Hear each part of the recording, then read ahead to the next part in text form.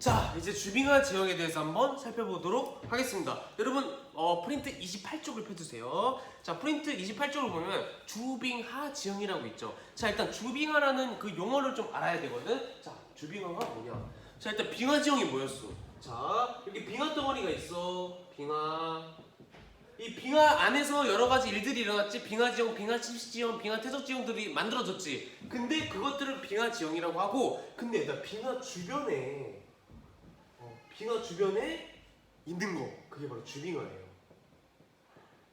자, 다시 빙하에 의한 영향으로 만들어진 게 빙하 지형이지. 근데 빙하 주변에 있는 그 주변에 할 때 주를 쓰는 거거든. 빙하 주변에 위치한 그 지역을 주빙하 지역이라고 하거든. 근데 이 주빙하 지역에는 빙하 지역과는 다른 지형이 형성돼요. 근데 이 주빙하 지역, 빙하 주변의 기후의 특징은 동결과 용해가 반복됩니다. 자, 빙하 주변이니까 빙하보다는 따뜻한 기온이 그러니까 빙하보다는 더 따뜻하겠지. 근데 그래도 빙하 주변에 있으니까 춥겠지. 그래서 따뜻함과 추운 게 공존하는 거예요. 계속해서 동결과 연해가 반복됩니다. 자, 다시 빙하의 영향을 받아서 만들어지는 게 빙하 지형이라 했죠. 근데 그 빙하 주변에 주빙하 지역이라고 있다고 했죠. 근데 주빙하 지역은 빙하 지형이 만들어지지 않아. 어쨌든 빙하의 영향을 안 받으니까. 근데 주변에 위치하니까 그 빙하의 차가움과 하지만 주변에 위치함으로써 좀 더 기온이 높겠죠. 그 두 가지의 영향으로 이렇게 동결과 용해가 반복된다고. 이러한 특징을 보이는 게 바로 주빙하 지역입니다. 이러한 특징으로 인해서 주빙하 지형이 나타나거든요. 그리고 또 특이한 토양층이 발달하거든요. 그에 대해서 한번 지금 살펴보도록 하겠습니다. 알겠습니까? 네, 좋습니다. 자, 첫 번째 프린트 볼게요. 자, 프린트를 보면 얘들아, 자, 주빙하 지형. 자, 첫 번째, 지표면의 결빙과 용해가 반복되는 지역에서 발달한다. 방금 이해했지? 주빙하. 근데 화살표. 자, 주빙하 지형은 어디에 분포하냐? 빙하 주변 지역이나 또는 역시 고산지대에 분포해요. 일단 고산지대가 왜? 해발고도가 높아짐에 따라서 기온이 어떻게 된다 했니? 기온이 낮아진다 했잖아. 그러니까 당연히 해발고도가 높은 곳에는 빙하 지역도 있을 수도 있고 주빙하 지역도 있을 수가 있겠지. 그래서 고산지대에도 주빙하 지형이 분포해요. 자, 첫 번째 지형을 볼게요. 자, 일단 읽어볼게. 1번 땡땡. 일단 쓰자. 땡땡. 애추예요. 애추. 첫 번째 지형은 애추입니다, 얘들아. 자, 애추는 어떠한 지형이냐? 그걸 볼게요. 자, 일단 읽어볼게. 얼음의 세기작용에 의해 암설이 아래로 떨어져 쌓여 형성된다. 자, 이에 대한 이야기를 한번 해보도록 하겠습니다. 자, 이렇게 기반함이 있어. 그 지역을 어떤 이루고 있는 암석이 있다고. 기반을 이루고 있는 암석이 있는데, 자, 우리 봐봐.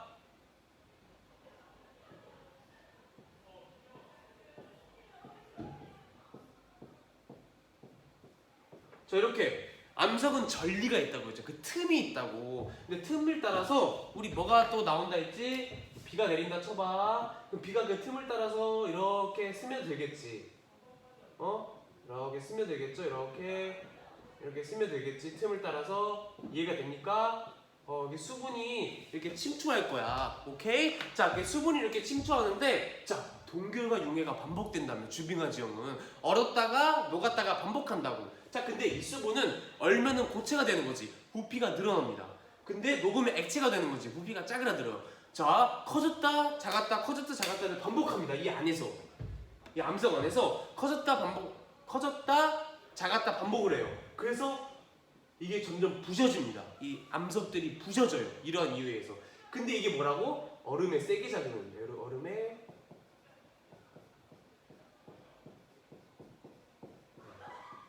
얼음이 쐐기작용, 부셔뜨린다고. 암석을 부셔뜨린다고. 그래서 얼음의 쐐기작용이라고 해요. 이거 이해돼요? 근데 이거는 뭐냐? 뭐의 한 종류냐? 물리적 풍화작용의 한 종류입니다. 이해가 됩니까? 물리적 풍화작용의 한 종류가 얼음의 쐐기작용이에요. 물 풍화작용이 뭐였어? 그 자리에서 부서지는 걸 말하죠. 근데 이것도 뭐야? 그 물에 의해서 점점 부서지고 있죠. 자, 이런 부서진 암석들은 어떻게 되겠어? 그대로 떨어지겠지. 이렇게 떨어져서 이렇게 막 쌓이겠지. 이렇게 암석들이 이렇게 막 쌓이지 않을까? 여기 밑에다가 기반함 밑에 이렇게 쌓이지 않을까? 이게 바로 애추예요. 애추. 자, 애추가 어떻게 생겼는지 한번 보도록 하겠습니다. 애추. 자, 사진을 통해서 볼게요. 이렇게 생겼어요. 암석덩어리. 여기가 기반함이었겠죠. 기반함인데 여기서 물이 내려가고 막 전리 틈을 쌓여서 막 부셔져. 그래서 내려가 낙하해. 그래서 이렇게 쌓여. 애추입니다. 이해가 됩니까? 이렇게 막 돌멩이가 쌓여 있는 거. 우리 애추 한국에 되게 많아요. 지나가다가 산지 보다가 이렇게 돌멩이들이 쌓여 있는 것을 볼 수가 있거든. 다 애추예요. 그 다음에 이렇게. 이게 미랑 얼음골이라고 굉장히 유명한 애추거든요. 또 이렇게 막 쌓여 있는 거 볼 수가 있죠. 여기 이렇게 또 기반함이 있겠죠. 여기 어딘가에. 지금은 나무로 가려져 있지만. 알겠습니까? 이게 바로 애추라는 걸 알았으면 좋겠습니다. 자, 우리나라는 왜 이런 주빙하 지형이 있냐? 과거에 빙하의 영향을 직접적으로 받지 않았고 과거 빙기 때 빙하 주변에 위치했어요. 우리는. 그래서 주빙하 지형 이런 게 많이 나타났어요. 이해가 됩니까? 네, 좋습니다. 자, 다음 구조토를 보겠습니다. 자, 구조토. 자, 일단 읽어볼게. 2번이 구조토예요. 구조토. 자, 구조토가 무슨 의미입니까? 어떤 구조를 가진 토양이에요. 토양인데 어떤 구조를 가지고 있어. 자, 일단 볼게. 자, 일단 사진부터 볼게요. 자, 어떤 구조를 가지고 있어. 이렇게 사각형으로 이렇게. 이상하게 뭐야 이거 뭐야? 왜 이렇게 돼 있어? 이유가 뭐야? 그 이유를 알려주겠습니다. 자, 구조토는 어떻게 이렇게 생겼어요? 구조토는 이렇게 생겼습니다. 근데 어떠한 이유에 의해서 이런 구조토가 생기냐? 그걸 볼게요. 자, 이렇게 있다. 이 땅이에요. 지표면 지표. 여기가 아래 있지? 막 토양층이 막 있겠지? 근데 동결과 융해가 반복된다며. 이해가 되니? 자, 여기에 그러면은 자갈, 모래도 점토, 자갈, 모래, 점토 이렇게 쌓여 있을 거 아니야. 이렇게 토양층이 이렇게 쌓여 있겠지? 그치? 근데 이 토양층 안에서도 수분이 있을 거 아니야? 수분이 또 얼었다 녹았다를 반복해요. 이해가 됩니까? 그렇게 얼었다 녹았다를 반복하는데, 자, 여기서 이 토양층에서 수분이 그 물들이 얼어봐. 그러면 이 자갈, 모래 등이 어떻게 될까? 위로 올려요. 이게 수분 덩어리가 있잖아. 이게 수분이야. 응? 수분이 동결돼. 동결되면 어떻게 되나 했어. 고치가 되면서 부피가 커진다 했지. 그때 이 자갈이랑 모래 등을 계속 올려요. 이렇게 올려. 같이 올린다고. 수분이 얼면서 올려가지고 이 지표층에 막 쌓여. 이 지표에 자갈, 그러니까 다 토양층이랑 분리돼가지고 자갈, 모래 등이 막 위에 쌓여요. 여기까지 이해돼요? 근데 얘들아, 이 수분이라는 것은 한 곳에 모여있는 경우가 많아요. 이렇게 되게 편하게 그린 거야. 수분 한 곳에 모여있어서 이 토양이 이렇게 물록 튀어나옵니다. 이 수분이 얼었다 녹았다 반복해서 수분이 모이는 곳이 한 곳에 있거든. 그래서 여기가 토양이 볼록하게 올라와요. 이렇게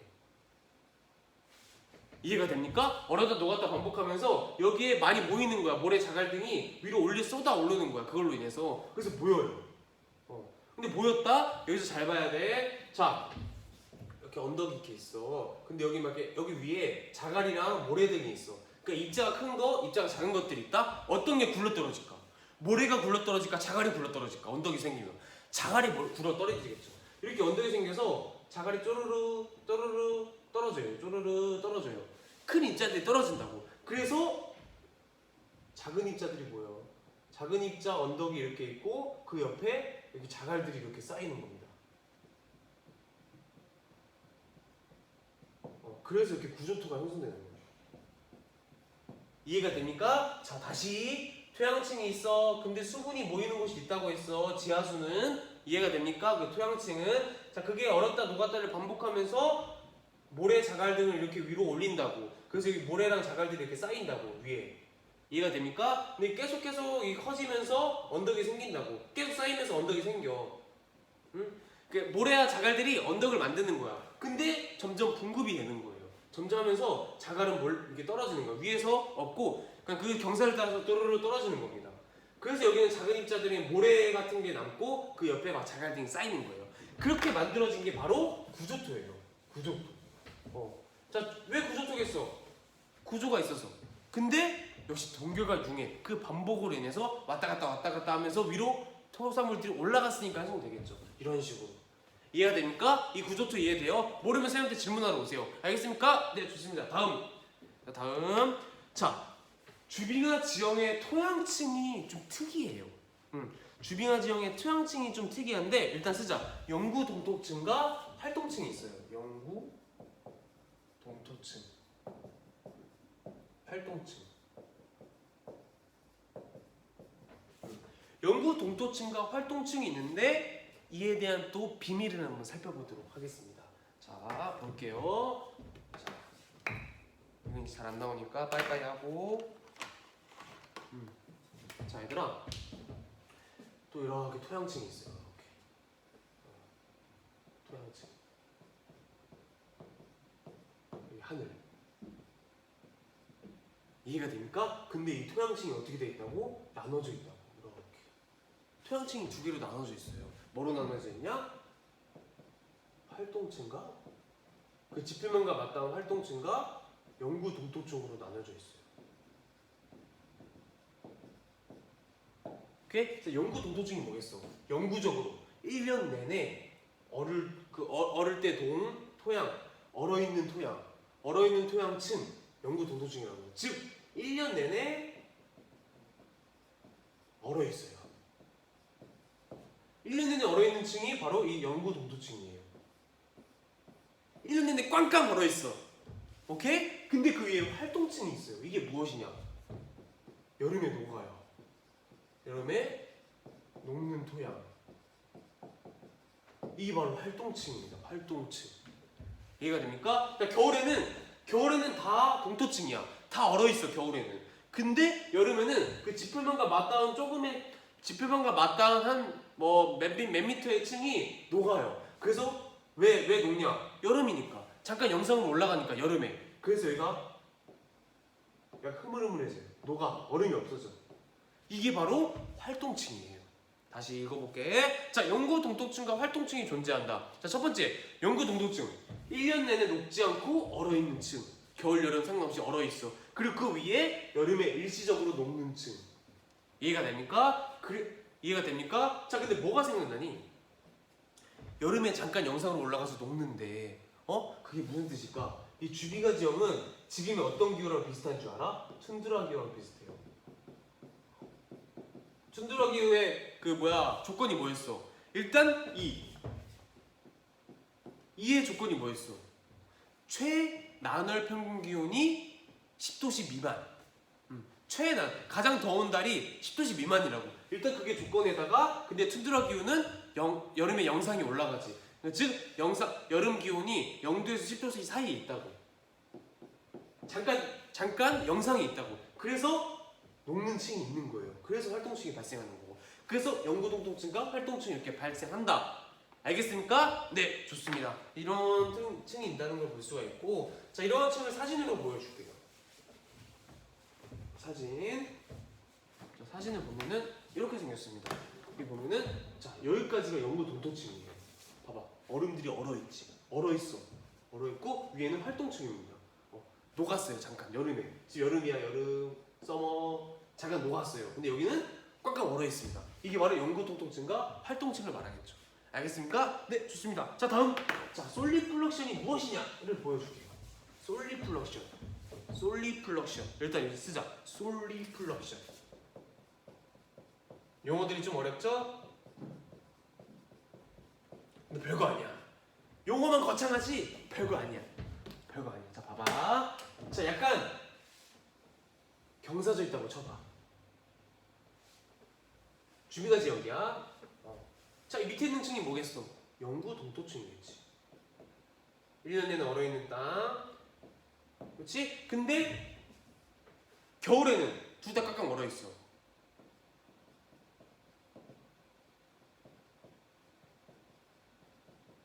근데 여름에는 활동층이 생겨요. 활동층이 발생하겠죠. 그래서 얘가 녹겠지. 활동을 한다고 녹아. 근데 얘들아 생각을 해봐. 사면에 영구 동토층이 있어. 이해가 되니? 근데 여기가 꽝꽝 얼어있던 얼음들이 녹아. 얼음들이 녹으면 뭐가 되겠니? 액체가 되겠지. 그럼 이 토양층은 어떻게 되겠어? 토양층은 흐물흐물해지지 않을까? 수분이 많아지지 않을까? 그치, 수분이 많아지지. 그 수분이 많아진 상태에서 토양층이 있다? 어떻게 돼 있어? 이게 이 사면 따라서 흘러내리지 않을까? 자, 다시. 영구 동토층 위에 활동층이 있다고 했잖아. 겨울에는 꽉꽉 얼어서 가만히 있어. 근데 이 활동층은 무슨 층이라 했어? 여름에 일시적으로 녹는 층이라고 했지. 자, 일시적으로 녹아. 그러면 그 안에 있던 얼음들이 다 녹아. 그 얼음들이 뭐가 되겠니? 액체, 물이 되겠지. 자, 물과 토양층이 섞여가지고 그 자체 무게로 점점 밑으로 중력에 따라서 흘러내리겠지. 이 흘러내리는 현상, 이게 바로 솔리플럭션이에요.